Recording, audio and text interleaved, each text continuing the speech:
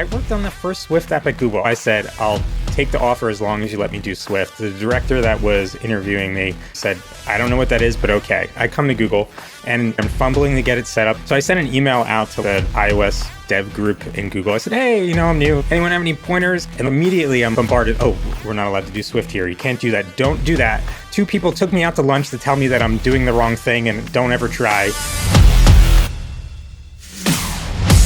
Hey, and thanks for tuning to the Builders Gonna Build podcast, a podcast where we interview entrepreneurs, engineers, product managers, whoever builds great products, about how they built this. Yeah, it's like how I built this light with less famous people. I guess that's what we are. I'm your host, Ilya Bezdilev. And I'm Arnab Deka.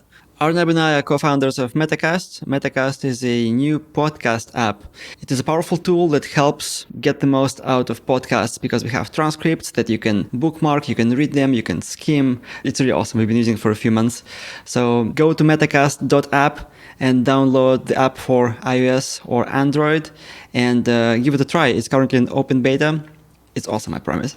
We also build in public and document our journey of building the app and our company. If you want to follow along, we have a newsletter. You can find all the links in the show notes of this episode. On Reddit, we have a subreddit going on at r/Metacast app. So if you use the app or you have feedback for us, please leave us a post in there. The guest of today's episode is Henry Kirk. Henry is a former engineer and manager at Google and Amazon. He is the founder of a studio.init software development company. On this episode, we talked about Google's layoffs and how they became a blessing in disguise for Henry to start doing his own thing when he was laid off in January 2023. We talked about viral LinkedIn posts that brought him business. I found that part to be pretty insightful. We talked about development of mobile apps with cross-platform frameworks like Flutter and React Native versus using native languages like Swift and Kotlin, and the infamous 30% Apple tax in-app purchases made on iOS devices, which Henry has a contrarian opinion on. I really enjoyed that part too. And finally, we talked about the devaluation of software, which is, again, caused primarily by Apple, by encouraging developers to set a 99-cent price on their software. Enjoy the episode. If you like it, please leave us a review. Rate us 5 stars. Or send us a note at hello@buildersgonnabuild.com. Without further ado, here is Henry Kirk. Hey, Henry, it's great to have you here. Welcome to the show. So to get started, can you tell us a bit about yourself and what you're up to these days? Sure.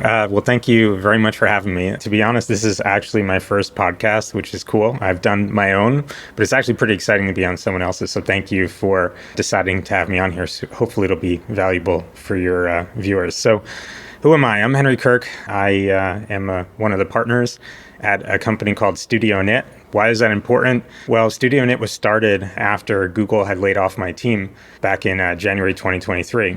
So I had been at Google for about 8 years, Amazon prior to that, a bunch of startups prior to that. So when we got the layoff notice, they basically cut my whole org minus a couple people. So, I was bummed out for a little bit, but I had immediately started to connect with my other colleagues, and a bunch of us didn't really want to go back to the corporate world. We liked working with each other. So we basically decided to put together a little company. Couldn't think of a good startup to work on. That was the original idea. So then we said, hey, a lot of the work we did inside of Google was special projects and very 0-to-1 work. So we said, hey, let's put together a digital product studio. So a couple weeks later, we figured it out and called it studio.init. And here we are well over a year later, and we're still hanging in there. So things are looking good. Yeah, cool. So since you started with the layoffs, I remember one of your posts on LinkedIn went really viral. How many views did that post get? I think it's over 1 million, right? So to be honest, it actually went viral twice. So the first time it went viral on LinkedIn was, I think it was February 6th or something like that. It was a few weeks after the layoffs. Layoffs were January 20th. So a few weeks later, when we decided to do the studio, I had said, well, hey, let's MVP this with a LinkedIn post and see if anyone will be willing to hire us. I actually wrote about it recently, and I just put together, hey, this is what we're doing. Is anyone willing to introduce us? And that went viral. That was 2.6 million views. I think 10,000 comments, 10,000 likes and almost 1,000 comments. It was pretty crazy. Ended up getting months worth of meetings out of it and met a lot of really cool people. And that seeded the business for the first several months, which was great. Then on the anniversary of the layoff, I made another post. And it was kind of like my whole personal goal when I got laid off was not to see this as a bad thing, right? Because most people are like, I got laid off, I'm not good enough, I've peaked, never be able to do it. I was like, you know what? I'm going to turn this into a good thing. And so I've been preaching that since I got laid off, that I will make sure that whatever happens to me next, like it's going to be the greatest thing ever. And this was a good thing.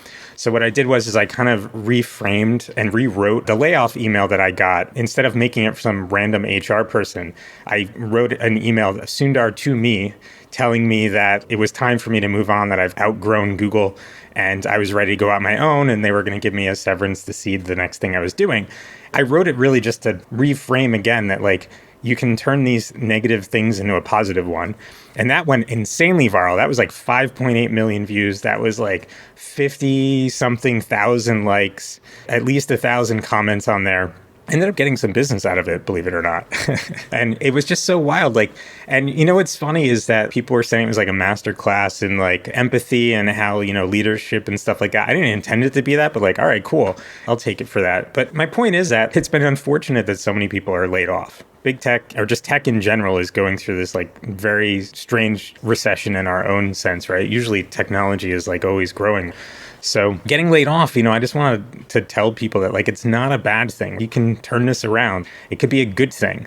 And so I wrote it and it just went crazy viral. So oddly enough, it's really helped the studio get brand recognition, so to speak, because we ended up getting some work out of this most recent post, which is interesting. It just goes to show that there's really no secret into going viral or like doing these like social media, right? It's what I've learned is that as long as you deliver valuable content, it doesn't really matter what engagement you get. At the end of the day, you're going to get attention out of it. That's what you're really trying to do. So like, I don't try to game anything. I just write whatever I think would be valuable. And so I was just sharing that and it went pretty crazy. So yeah, it's wild. Yeah, it's kind of interesting that the posts that went viral for me, I didn't have that level of your success. I think my most viral post was just over 1 million or just under 1 million. But it was about bashing Google's culture. I think it was more about like how I left and why. Wasn't there one about comparing Google and Amazon, like different cultures? That went pretty wide too. There was another one that went more viral after that one. But yeah, basically it's like what I realized, and people were writing to me in DMs and also in comments, is that there are many people in those companies. I don't know if it's most, but certainly a big percentage, who actually wish to leave, but could never summon the courage. Or they held like golden handcuffs or obligations, and they just stay there. And then they see this as an inspiration that somebody else has left or somebody got laid off, but they didn't take it as like, oh my God, sky is falling. It's more like, oh my God, I'm free now. So, and they also gave me money to start the next thing. And that really inspires people. Because think about those posts, right? It's not like people get some knowledge out of it. I think it's all emotional that they get from those most viral posts from like regular folks like us, not Tim Ferriss level celebrities, right? Yeah, that's right. And like we've never had these kind of layoffs before, right? So nobody really knows how to react to them. Some people just go and try to get other jobs and, you know, it's sad that they've struggles. Like I've always been entrepreneurial. Like the reason I joined Amazon and Google is because most of my startups that I had failed. And I wanted to learn what I was doing wrong. Oddly enough, it was me, but you know, I've kind of improved over the years. So now I'm ready to put all of the skills that I've learned in big tech to work. Hopefully I'll be much more successful than I was earlier in my career. So it's like, we're just normal people. And so when we hit these things and we share our experiences and be like, hey, like, it's really not so bad. And it's okay to take risks. There's nothing wrong with it. Yeah, it's great. I talked to a bunch of people now that would love to leave big tech, but they're like, but the salary is too great for me to leave. I'm like, okay, think about it. What 5 or 10 years are going to be more in this company? Like, you're going to regret it? I'm curious about both of you. What do you think about why these layoffs are happening? And I feel like we're not even peaking there. I feel like the last few years, there's been a few huge shifts in the industry. There's the whole LLM and AI related stuff. Twitter, I think some of that also led to this. But I feel like a lot of companies are basically taking a look, like if we cut 5% off, is there any difference to what revenue we're making or the future of the company? And there isn't, and it keeps going on and on. And I think we're going to see a substantial shift in this. So it's not the AI coming and taking all our jobs all at once is not going to happen all at once, but it's, I think, over a 10-year period. Companies of these Google and Amazon size might be half what they had and still basically keep doing what they're doing. I think that there's a whole lot of reasons why this has been happening. So it's everything from leaders trying to create shareholder value. It's the whole, especially in big tech, getting promoted as a leader. The only way you can do that, at least the common assumption is that you do this by building empires below you. And the more people you have, the more important you must be, rather than actually what are you delivering and what's valuable. There's so many things wrong with why this happened. I'll go into a couple things that I think are interesting. So I've always been a big believer that small teams can execute better. And so building an empire, you'll never get stuff done. There's just too many cooks in the kitchen, so to speak. So what I tend to think is you want to have small, nimble teams, but how do you become a big director, senior director, VP of a company? You need to have tons of people underneath you. So they created this weird incentive system. So instead of it being actually based off of what are you producing, what value you're creating, it's oh, look, they have 1,000 people, let's promote them. There's a couple huge shifts that I think I saw.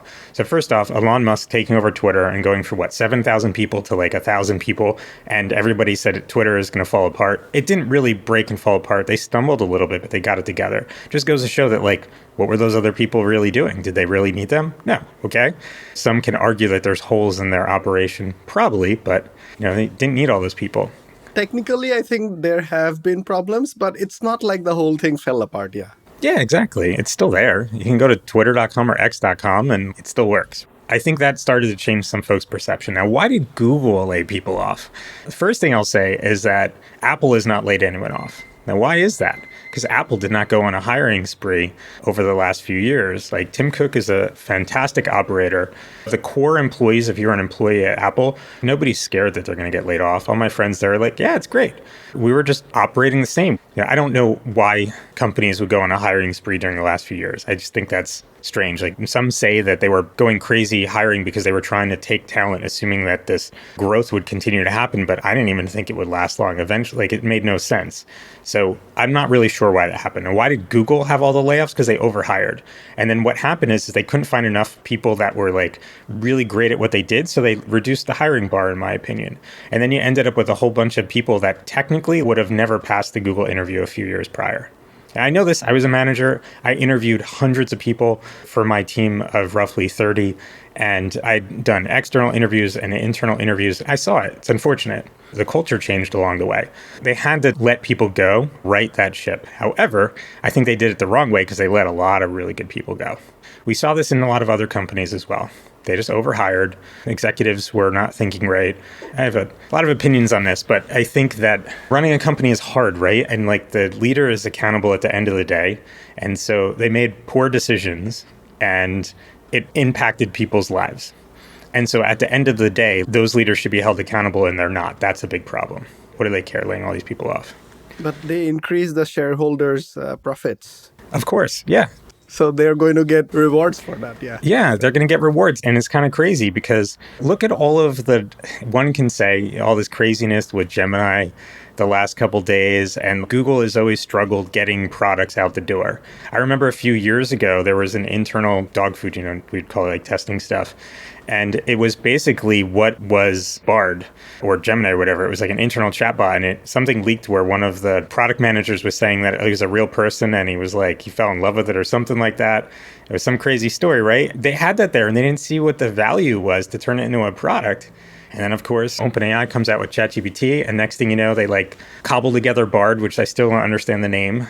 Then they go and replace it with Gemini, not even a year later. And then they have another false start with Gemini and this thing. It's just Google is clearly struggling with execution of product, and they're very good at inventing things. So I know I'm going on a tangent on Google here, but the layoffs were caused by poor leadership. It's at the end of the day. It's executives are out of touch with the real world and their incentives are aligned poorly. That's really what it is. My version of the answer to this question, obviously I spent less time than you at Google. I only spent about 3 years, and I joined after the pandemic started. So I joined in June 2020, and I joined from Amazon, from AWS, and I joined GCP. My first perception was, wow, the quality bar of people seemed to be lower at Google. That's what I felt. I felt like there was more entitlement, and I genuinely felt like Google was very inefficient compared to Amazon. After the first few weeks, I was wow, this is very different. And I wonder if it's gonna like survive in the long term. Even before they started firing people, I felt like Google is becoming the IBM of the internet age, sliding into irrelevance over time. Yeah, and then layoffs happened and all that, and I just wasn't surprised because like one of the things that really puzzled me at Google is just how short-term oriented leadership thinking is. And I worked in enterprise products. I first worked on GCP and then I worked on Google Maps API stuff. People want very quick returns, but very quick returns don't happen in that space. It's not like B2C where you just push the thing out and it gets adopted by millions of users right away. The adoption cycle can be months and quarters and even years for those big companies. And then you have to nurture them for years. But instead, Google, they want quick returns, they ship kind of half-assed products, and they deprecate them because they don't work. But that was also because they shipped them prematurely and because they expected very quick returns. There is no that long-term thinking, in my opinion, at least on the enterprise side at Google. And that's why I always felt like it's not going to be able to compete with folks like AWS or Microsoft on the cloud side. But also, I haven't really had a glimpse into the consumer side. But just overall, my impression of Google was like, this is not the company that's going to survive the next 20 years, probably. At least not being kind of the crown jewel of the internet era. Yeah, I think you're right. I think you really nailed it. It was super fun when I joined. In fact, to decide whether I was going to take my offer, I watched the movie The Intern, if you remember. And when I got there, that's what it was like. It was incredible to work for. It was just great. And I worked my butt off because I felt grateful to have the opportunity to be in an environment like that. And it really changed. And it's sad. But you're right. We were very slow to get things out the door. It was always tons of red tape everywhere. I got really good at getting through the red tape, which is pretty sad. So we were able to ship stuff. The deprecating things when they don't hit 1 billion users by not investing in it is a big problem. One of the things when I left, I will not build stuff on GCP. I build stuff on AWS because they don't change and deprecate things as often as Google does. When I first started doing some stuff with AutoML on GCP on the side on personal projects, they changed it to like Vertex AI like a year later. And it was just like getting the hang of things. Yeah, it was kind of similar, but like they didn't need to go and do that. It just made no sense. I've seen it way too much, especially with Firebase over the years. I supported mobile apps at Google on iOS and Android, and we had to work with the Firebase team a lot, and they were always changing the APIs, even though they had this ridiculous council of API review where it would take you like 8 weeks just to get a one-line change through. But they're constantly changing things, and it made maintenance really hard. So, of course, developers were getting frustrated with it. I totally agree with you, Ilya. It's just been broken, and it's sad that things have changed because it used to be the greatest. It was seriously a great company to work for. Yeah. Let's shift gears a little bit since you mentioned mobile apps because that's your specialty. Maybe let's dive straight there because we are building a podcast app for both iOS and Android. It's a consumer app that's built actually almost entirely using Google's products. And you just mentioned Firebase. So far, we have not seen any breaking changes. Well, it is not yet, I think. I think last big one was dynamic links. They deprecated that. But the core products that we use, they haven't changed for a while. Yeah, I'm curious to hear your opinion of... Actually, let me take a step back because we are also using Flutter because when we started, it was just the two of us. Arnab was the only one coding. So we had no time and resources to building two apps in Swift and Kotlin. So we just chose Flutter. What is your take on using cross-platform languages for app development? Great question. So let me ask you this before I answer it. What's your monetization strategy for your podcasting app? Subscriptions. Subscription, like a monthly subscription. Okay. Yeah, basically it's a freemium model. There'll be a free tier with limited functionality. And then if you want to get more access to other features, then you have to pay a monthly subscription. We also have ads in the free version. Okay. Who's your target audience for this? So we are looking at more sophisticated podcast listeners who listen to a lot of podcasts, who need tools. Basically, they need the podcast that's like a tool that helps them triage all of that sort of barrage of podcasts that being released every day, so they can pick and choose what they actually want to listen. And because our app has transcripts, so we are building the functionality such that you can use it to extract knowledge from podcasts. Listen to audio, but you can bookmark things in the transcript, you can share, you can copy stuff. So you can always go back to the things that you're like, oh, this was interesting, but like where was it in this 4.5-hour episode? So we have the search, we have the bookmarking, we have the sharing that helps you really navigate audio non-linearly. That's our sort of differentiation point. Yeah, the niche would be like people who really need to use that information from podcasts, like researchers, maybe technology learners, people preparing for interviews, researching about companies, history, science, that sort of like nerds. In a good way, right? Like I'm a nerd myself. So. Yeah, we were thinking about like top 1% of the podcast listeners who really get most of their knowledge from audio. Okay, cool. Gotcha. And prior to you guys building this, did you guys have any native app development experience or Flutter or anything like that? We didn't have any app development experience. We were all backend developers. Well, I guess it's not entirely true because, Arnab, you were a tech lead, a principal at AWS who built AWS mobile app. And I was working on the mobile SDK for Google Maps. But like we haven't really built an app with our own hands. Yeah, I was more of the principal engineer in the space. There was a team that was building the mobile app and I was guiding them, but I didn't know any of the how it was built. Yeah. So Okay. What is my opinion on cross-platform? It really depends on what your use case is, who your audience is, and long-term maintenance. Like, is it going to be a successful app over time?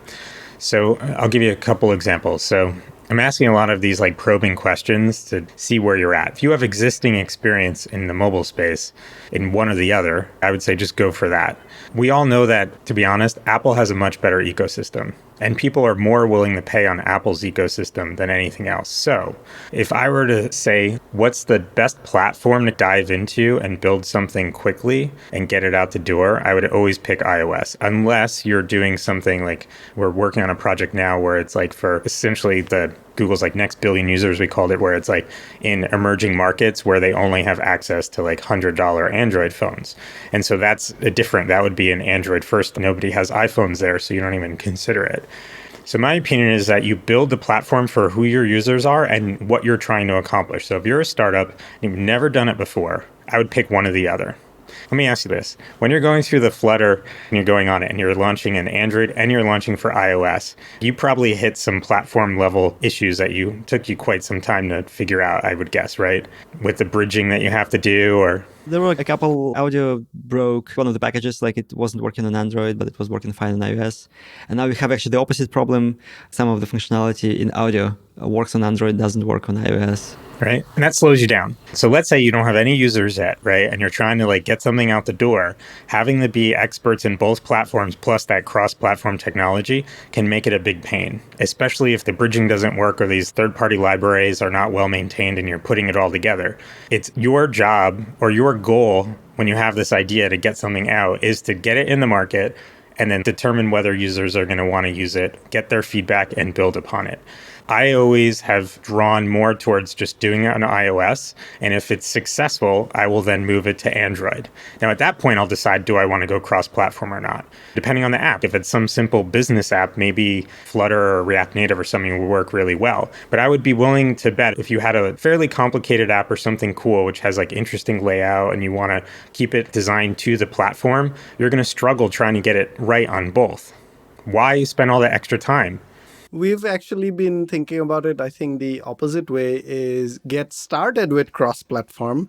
And if we do see success with one or the other, basically fork it off. Maybe the Android app might continue to be the Flutter one because it's more material design and all that anyway. It's all baked in. Whereas the iOS one, we may fork off and start writing a native one in Swift at some point.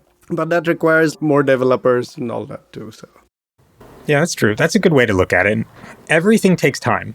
So there's no magic pill that you can take with any of this, right? So you have to think of the pros and cons. What is the skill set of your existing team? I was talking with someone recently who said, well, I have a lot of React developers on my team, so I could just throw them into the React Native project. Maybe, but then are they going to be able to understand how to build in Xcode or Android Studio and fix all those issues that come up with just building native apps in general? That's going to take them a lot of time. So what is important for your long-term success of the app? Because everything has maintenance costs. When people ask me, do I go native or cross-platform? I would be willing to bet if you actually tracked it in two separate teams that it would take you the same amount of time at the end of the day, especially when you look long-term horizon. If an app is successful, okay, you can do cross-platform and get both platforms out the door maybe fairly quickly for some simple apps. But then what happens if it explodes overnight? What is the cost there? Now, here's an interesting thing that I always consider when I'm working on my apps. So I worked with DevRel at Google for a bunch of years. And so I would sit in on a lot of these calls with Apple. And then I would take a lot of the direction and things that I learned and we would try to put it in Google products. Now, why would we do that?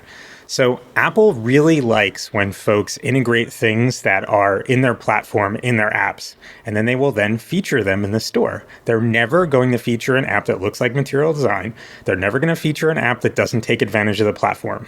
A lot of these cross-platform things are behind the curve. It takes them a long time to support things. When we were doing home screen widgets a bunch of years ago, it wasn't available in Flutter. Couldn't be done in the apps that were built in Flutter in Google. It took them a year to get it out. But when we did it, we got promotion from Apple in the App Store. So if you have an interesting app, what you should really be doing is focusing on the things that make the platform awesome, because then that'll get you attention. So that you should also factor that. Just thinking I need to have Android and iOS because I need to have the most users is not really the best way to look at it. You should look at everything can I get attention from Apple or Google? And where are my users? And who's more willing to pay for apps? I think on the Android side, most people expect free apps or ad-supported apps, right? And so on iOS, people are willing to pay, and they're willing to pay more. So if you're looking to prove a concept and you want people to pay and support a company, always do that. One of my personal apps is an app for children with special needs. I've had it for many, many years. I've supported it. And people email me every now and then, are you bringing it to Android? And I just do some quick check to see.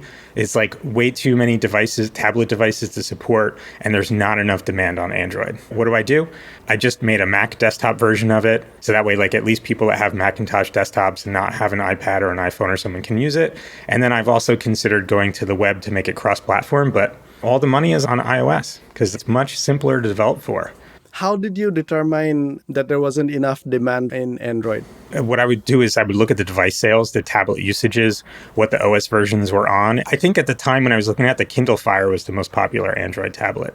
And so that would mean that I would have to build for most of theirs. For my particular use case, yeah, for my particular niche, educational usage. The Android tablets were not really selling at all. iPads were really big in education, and that's what most people had. So it didn't make sense for me to do that. Now, the Microsoft Surface tablet, on the other hand, is actually got really good saturation. So if you're doing a tablet app for maybe a business application, certainly you can look at that particular platform, but you really got to look for what your users are doing. That's really important. So I disagree when people say I need to do it on both. Yeah. One of the reasons why at least we think we need to be on Android is on iOS, Apple just commands lion market share in podcasts because the app comes pre-installed. I mean, in our opinion, the UX is almost unusable if you subscribe to many podcasts. But for many people, it's just fine. If you want to listen to some true crime show in sequence, it just works for you. If you want to do some research, well, good luck. And they also have a bunch of other good apps, like Overcast, for example, is for iOS only, that people pay for. There are a couple of others that are iOS only. But then you go into Android, most of the apps are actually pretty bad. And then Google is deprecating Google Podcasts. And they are pushing people off to YouTube Music, which is going to be the same as sort of Spotify that bundles music and podcasts together. Many people don't like that experience because they just want to have their music and podcast separate. So it sounds like there is just more motion going in the Android space. So there is potentially also some land for grab there with Google Podcasts being deprecated, yeah.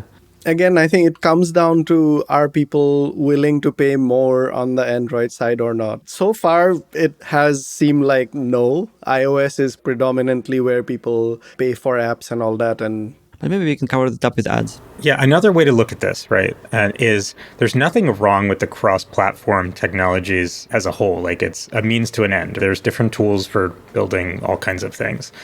But my advice would be to someone if you're really jonesing to do a Flutter app, just pick one platform, get it right on there, and then you can always bring it to the other. Don't do both at the same time. If you're doing a Flutter app and you want to do Android first, focus on Android, get it right, launch it, and then learn from that, and then bring it to the iOS by just doing it. Spending the time on both, it's a huge time sink when you're a startup trying to figure out where you kind of fit in the world.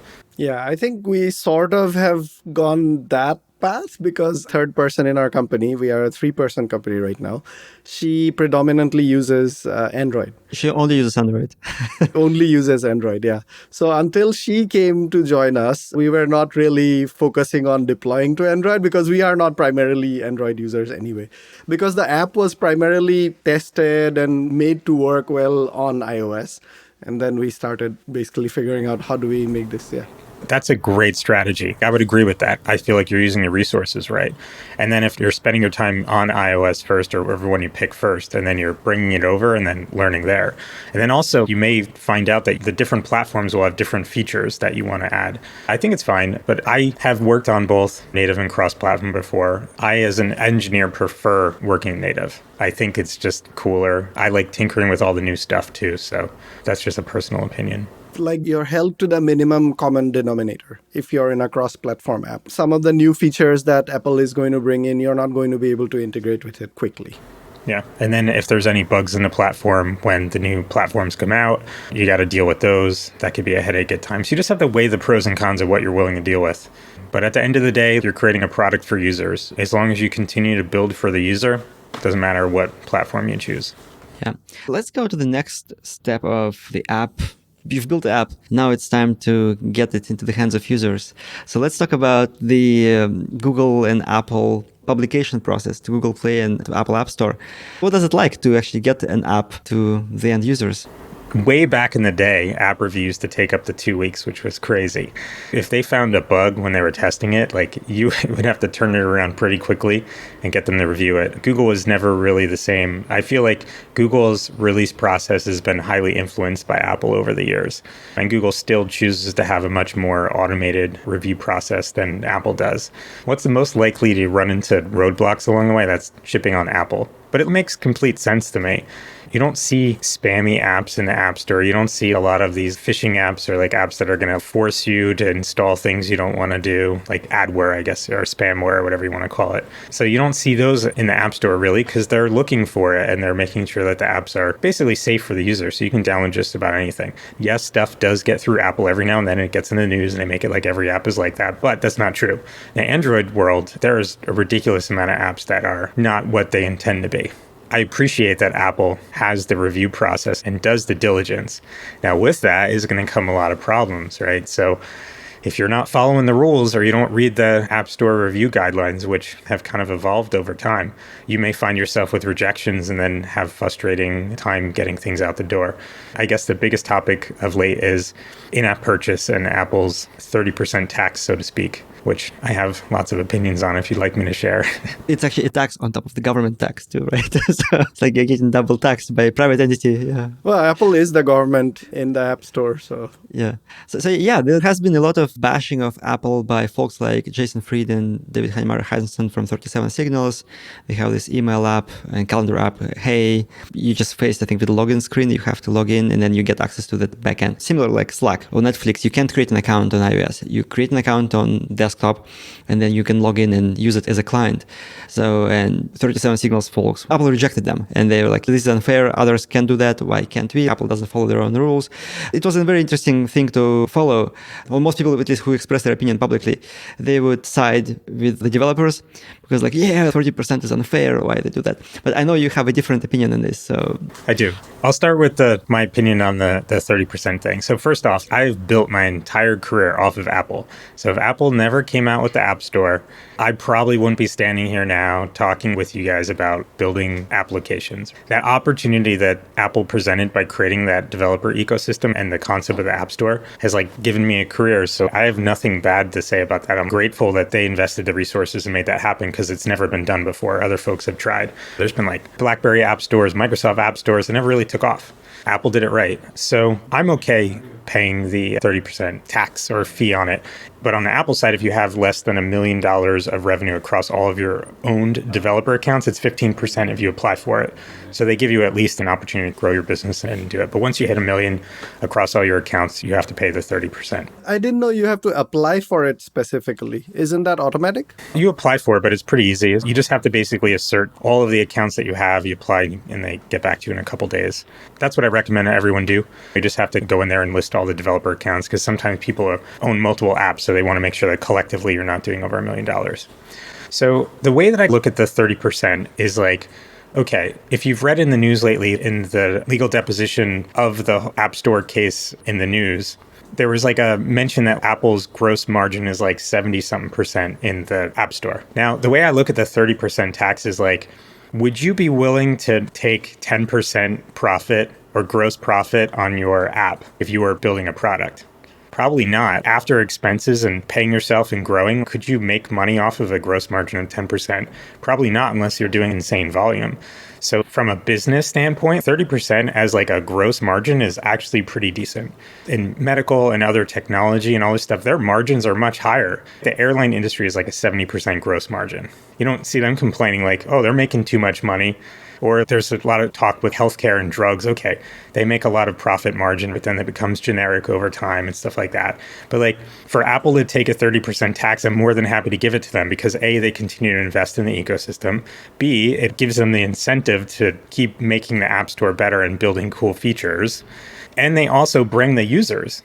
It doesn't matter to me. Where I will fault Apple is prior to the App Store or iTunes in general having the 99-cent or $1.99 download concept, you used to pay a lot for music, you used to pay a lot for software. And so they trained people that software and apps in general is only worth $1 or $2.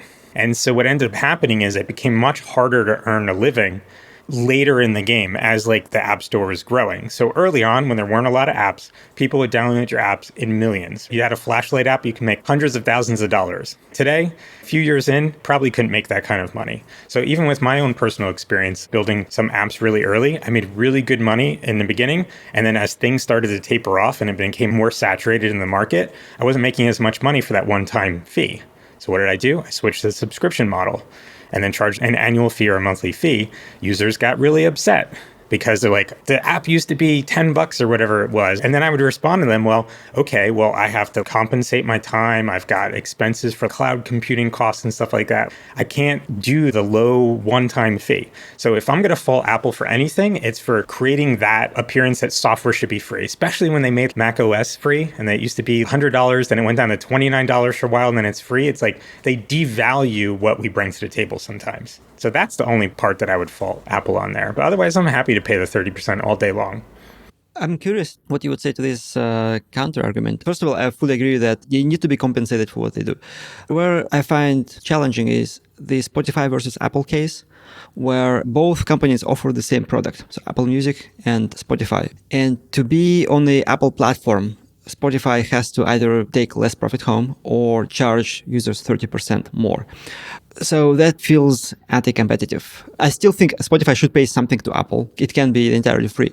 But like 30% is very significant, especially for a big player like Spotify. So what do you think about that part where Apple actually offers, they can offer the same product as other companies, but 30% cheaper because they don't have to pay their own tax? Well, I mean, there's still costs involved. It's still a business. And so they're giving it away for free. So they got to have the money from somewhere to invest in these apps. I mean, like, yeah, you're paying a monthly fee for Apple Music and that goes towards development. And sure, maybe they're avoiding the 30% and want to be competitive. But at the end of the day, we've always been competing with Apple apps. And yes, Apple will then go in for a while. When I worked at Google, I was help out the Google Translate team a lot. And then Apple came out with their own Translate app. Now, their Translate app was a lot better. It had a lot more features to it. It was more tightly coupled in the operating system than what Google did. Google didn't invest in their app. There were other third-party apps that were way better than Google Translate at the time. And Apple just came in and made that experience. Now, had other developers created an awesome experience and it really paid attention to the Apple platform, would they have done it? I don't know. Yes, there are times where Apple comes in and competes with us third-party developers, and then it can take away some of our market share of our apps. But I think, if anything, that should push us to build better products. We can never get lazy when we're building software because we're always going to have competition. So in my opinion, it's just you need to have that competition to improve things. I'll give a really good example of my thinking is on competition. So prior to Apple Pay coming out, NFC payments were a thing. Google Wallet was a thing. You can always pay with Android. That was around forever. But when Apple Pay came out and made it a thing, everybody benefited from that because then all of these merchants were converting their terminals over to support NFC payments. And now you can use Android or iOS. And that's really because of Apple. So Apple has a lot of influence in things. So if they're creating an app and you can find a problem with an app that they make and you build a product that provides a better user experience or more value for that user, you're going to win. Now, maybe Apple will copy it one day. Okay, but that's just life. That's how this works. You can't be sitting there not innovating and building out your product. It's just how it works. So I have no problem with it. And I tend to think that it's not that it's unfair. This is just business. and you're always going to have competition, and you need to constantly be improving your app. Spotify is a great app, but there are definitely features they do not have that I would love to see. Apple versus Spotify reminds me of some of the Amazon marketplace versus its merchants, where Amazon opened up the platform for people to sell stuff. And then, well, supposedly, so what people say is like they monitor what merchants sell. So they see what sells well on marketplace, and then they can create an Amazon Basics brand that just undercuts the price by a significant percentage. And also, obviously the merchants have to pay to Amazon to be on the marketplace. So Amazon kind of watches what works and builds a copycat product. The same thing happened on AWS too, with like they would do the open source thing as a service, and then they just build their own. I think it was Mongo that it happened to. Apple Music came out after Spotify. So you could also make a similar case that Apple looked, okay, hey, it works pretty well for Spotify. Why don't we make same feature as Spotify has, bundle it with the OS, and also charge 30% less because we don't have to pay ourselves. That's true, but also like big companies move slower. So like there's always going to be opportunity to improve things. So Amazon competes with its resellers because they look at the data and they build Amazon Basics. Again, it's just being in business, it's competition. It also helps drive prices down across the board for people, which technically is good. Costco does the same thing. They'll have brand name on the shelf and then they go and do a generic. Now with the Kirkland signature brand, but they're using those companies to do it. So when you see Amazon Basics, it's not Amazon actually making the product. They're probably going to the person that's selling the most anyway and buying 10 times the volume. It looks like these companies are kicking the little guy out and hurting their business. My dad is a sales rep in New York City in the photo industry, and he's been hurt by Amazon, but he's also been helped by Amazon. But what he's learned is that he has to pay very close attention to how he does business on Amazon. Because again, like you have to be competitive in this environment, and there are certain ways to do things. You can't just post a product and just assume that it's going to last years and years and years of profits coming in. Eventually, somebody is going to go and create a better product. Now, same thing with software, physical products, anything it is. As long as you are continuing to deliver value and deliver really good products, you will continue to sell stuff and you won't have to worry about competition. That's the thing. Look at like Chick-fil-A, right? And all of these other restaurants. The average Chick-fil-A, if I understand correctly, does about $8 million a year in sales. But other fast food restaurants do not do that. Does Chick-fil-A have a humongous menu? No, it's very tight. They make the best chicken sandwich. Maybe someone can argue that Popeyes or someone else is better, right? But they make a darn good chicken sandwich and they do it really well. And they are outselling many other fast food restaurants. That's how it is. You don't see them go and say, oh, we got to go and add crazy burgers and all kinds of stuff. They don't need to build a Big Mac, so to speak. They just keep doing what they're doing and people continue to return. I wanted to explore this one more topic we had in here. And you mentioned enterprises move slower. Can you tell us a little bit about, you've built lots of apps inside Google. How does that process go? How do you figure this out? How do release management and all that? Yeah. I feel like I was an anomaly inside of Google. I was known for getting stuff done. That's what I really liked doing. Again, like I was very entrepreneurial coming in. And another thing is I'm a little more extroverted as an engineer. So I'm okay interacting with people. I also have a sales background, which maybe is something we can talk about too. With my sales background, I'm okay with engaging people and I understand relationships and building relationships to like get what you want out of stuff. And I also, when I first joined Google, I'm sorry I'm going on a little tangent here, but like this is important for like how to get things done in these big companies. So when I first joined Google, they had this like concept of like Google University, so to speak. And I took all of the courses over the like first year or two. One of them was a negotiating class with Stuart Diamond. Oh, I took his class in person at Wharton. Oh, he's amazing. Yeah. Okay. Yeah. He used to come to Google and then they killed the contract, but like he used to come. So I took his class and I learned how to really negotiate at Google. And I then applied it to everything I did. So I used his method and some other methods that I learned over time to get the products that I was working on out the door. So typically what would happen is you go and work through all this product and you get tons of red tape at these big companies.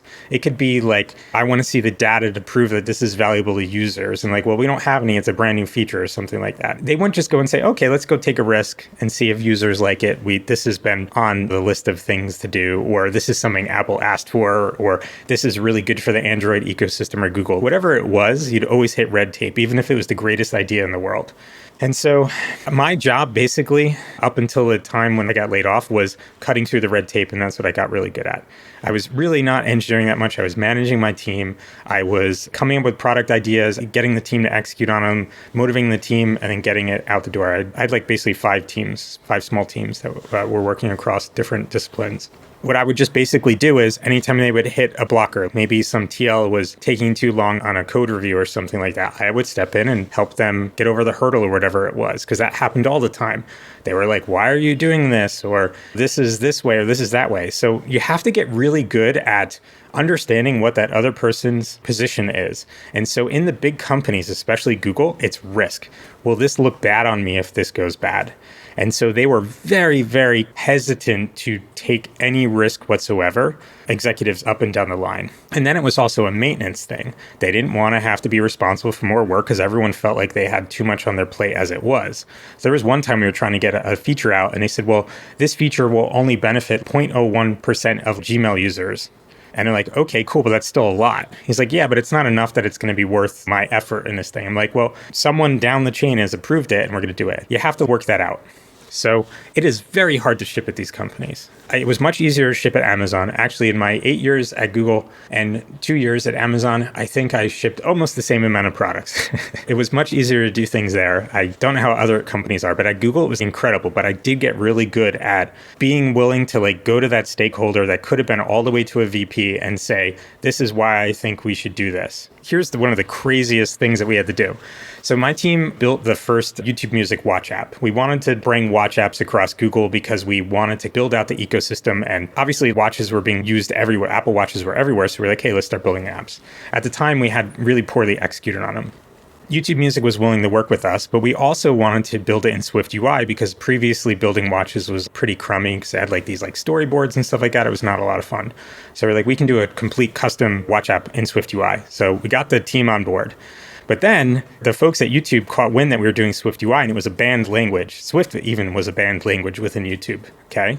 So we engineered the app, designed it and engineered it and had it complete in between 6 to 8 weeks. It took us 6 weeks to get the VP of YouTube to agree to let us use Swift or Swift UI in this watch app that we were building for YouTube. Completely isolated. There was no risk involved at all. We said that we would maintain it. We had to make a presentation and go through the pros and cons and why we chose this technology and all that stuff. It was crazy. It was a complete waste of time. There were 5 people working on this. And then we finally got it over the top, but it was just absolutely crazy that we had to go through this. It just made absolutely no sense. Long time back, I remember Google had 3 or 4 languages, and those were the only things you could ever develop anything in. I worked on the first Swift app at Google. I'll tell you this. When I first joined Google, I was hired to work on the Google Meet app. That was what they wanted me to work on. So I said, I'll take the offer as long as you let me do Swift. The director that was interviewing me at the time said, I don't know what that is, but okay, whatever you want to do. So I come to Google, and my first or second weekend, I'm trying to set up a Swift project, and I'm like using this thing called Blaze or Bazel or whatever. Oh, we were using something else. I forget what it was, but I was like fumbling to get it set up because it turns out Swift wasn't really supported within Google infrastructure. So I sent an email out to like the iOS dev group in Google. I said, hey, I'm new, I'm doing a Swift app. Anyone have any pointers? Because I can't get this thing to work or whatever. And immediately I'm bombarded. Oh, we're not allowed to do Swift here. You can't do that. Don't do that. 2 people took me out to lunch to tell me that I'm doing the wrong thing and don't ever try. Another guy had a bunch of other meetings with high-level folks there. And they were like, Henry, nope. Can't do that. Nope. I said, okay, great. Thanks. I'm doing it anyway. So I figured it out. And it turns out that ended up being the first Swift app at Google. We got it out the door. 6 months later, they defragged it. I left the project and then went to do something else. But then they did take that code base and they eventually shipped it out the door, which was cool. And then that was like a catalyst for bringing Swift across Google. The infrastructure got better. Other people got on board. But was I like a pioneer? No, but I just went in there thinking like, this is absolutely crazy. Swift was becoming a thing. And like, how do you recruit really good engineers if you're not going to support the latest and greatest? That was a really, really silly decision. And the fact that people jumped on me was nuts. Yeah, and this also is true when Google, I will not name a specific product, but when they ship an SDK for mobile, and they force iOS developers into non-Swift. I don't even remember what the language was. And DevRel has been talking for months and years, like, well, everybody's moving to Swift. It's like, no, they have to use this language, or we don't have resources or whatever. That was so sad Part of Google's DNA is to force its own ways of doing things onto the developers who develop on the platform. Because it's the best way to do it. Yeah, because there's only one way to do it. The thing, yeah. Seriously, don't get me wrong. I learned a ton at Google, but what I also learned was that if I kept at it, at least in big tech, using all their tools and infrastructure and just getting in line and just doing my thing, I would be a dinosaur. So I would work on my own projects on the weekends just to keep myself relevant. So it was very important. That's true at Amazon too. We struggled for years trying to get Ruby and Ruby on Rails to be used at Amazon. This is like 5 years after Ruby is everywhere. Eventually we got it all working and then it thrived, right? And then the whole company shifted to like just use Ruby on Rails for internal apps, for everything as the default. Big companies tend to stay behind. My first job was at a bank. And there it was like we're struggling to adopt Java 15 years after Java is everywhere. So it's all the cost and benefit from the company's perspective at the highest levels. So can you code in COBOL? Is this what you're saying? No. At the end of the day, it's hard being a technical leader for a bunch of years. Like, you have to weigh the pros and cons and you have to make the right decision. But at the same time, you're going to have to attract talent. So you have to find ways to do things more modern. Otherwise, you're going to never attract the talent that you need. That's really what it boils down to. And like you said, as a developer, it's very important when you're inside these big companies to keep up with what's happening outside in the world and basically hone your craft and all that on the side. Absolutely. Yeah, it's very important. Yeah, cool. So we want to briefly talk about your company. So studio.init, you do development for other people, is it right? Absolutely. Yep. So what studio.init does is basically we bring all of our collective experience. I have 5 partners, and we each have a different area of expertise. And so what we do is we've been partnering a lot with either non-technical founders or just like technical founders that need some of our expertise to like get their either MVP or get their first version out the door or come in and do something like a mobile app or whatever it might be our specialty. We've partnered with a lot of different startups at different stages, and it's been a lot of fun. Why do we gravitate more towards startups or just any businesses that have a new need?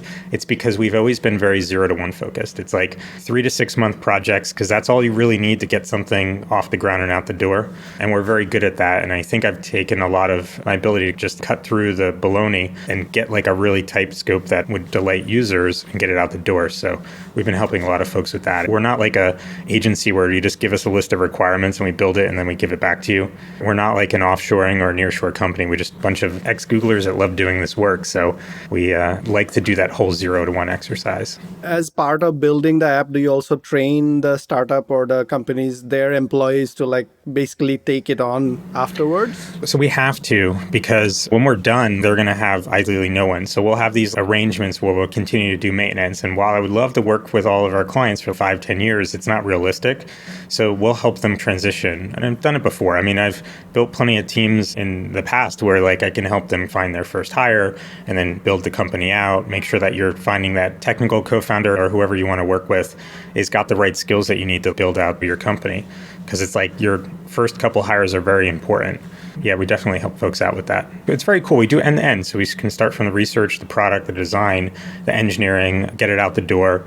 And we're looking to add marketing in the near future. There's like a whole end-to-end need that I think we like to address in the market. Nice. So I'm curious, when you first got started, so you were let go from Google and a couple of weeks, you started the company. How did you get your first customers?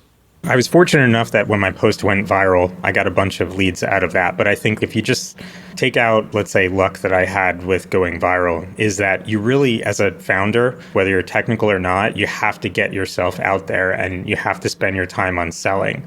So I think that from the start, maybe 80% of my time has been spent on selling and developing relationships to bring in the business. If I didn't do that, then we wouldn't be where we are today, despite our talent. So that's what I do. It's all cold outreach. We don't really have that much money to spend on ads, but I also think ads is useless because it's just spanning everywhere. You're not targeting very well. So I've just done cold outreach. I've networked with founders, used my own connections, but you have to be willing to be outgoing and put yourself out there and reach out to people, pick up the phone, send an email, whatever it is to be successful. So that's what I've just been doing for the last year.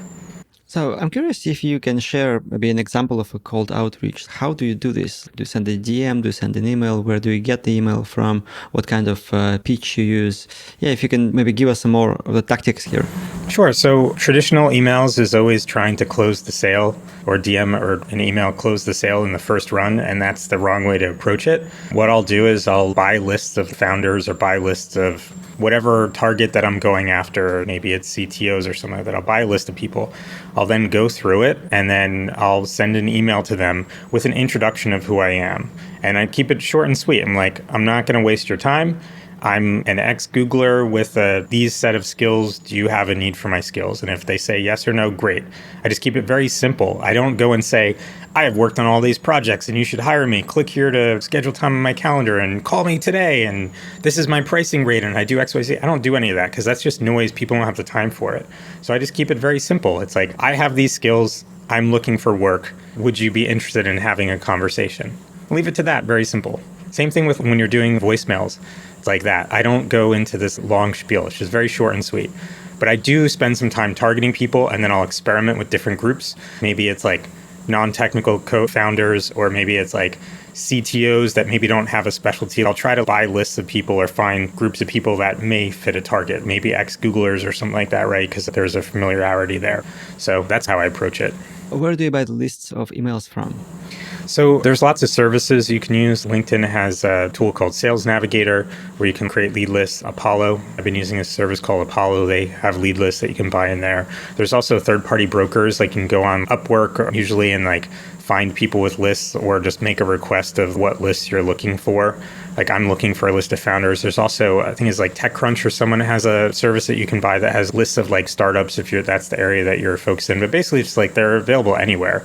So you just go through and you get these lists, and some of them could be crummy. Another thing you can do is also just have someone create the list for you. So you have like a virtual assistant go through and find all the people and create a list of emails and phone numbers for you. And do you actually craft emails personally, or you use some automations to send? Oh, no, it's all me. Yeah, automation is not good at the short and sweet. You can tell when people are using GPT to reach out to you. So, quick question before we wrap it up. Are most companies that are working with studio.init, are they venture funded? How do they pay you, basically? It varies, but it's all paid. So right now, we're trying to recover from having big salaries to like basically nothing.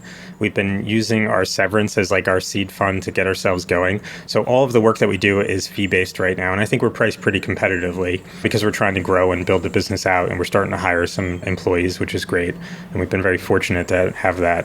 But the long-term vision is that we're going to hopefully build up the studio big enough that it can then support us to then branch off and start doing incubation. So the idea is that we become like that startup incubator. So like we can't always think of the great ideas. So we'll like probably partner with people that have really good ideas that need that execution help. So that's the long-term vision, but we're not able to do any equity stuff now. I get that question a lot. Great. Yeah. So, Henry, that's been great conversation. To close this off, we always ask our guests to recommend a book or a podcast, kind of some piece of information, long-form information, I guess, that you can recommend to people.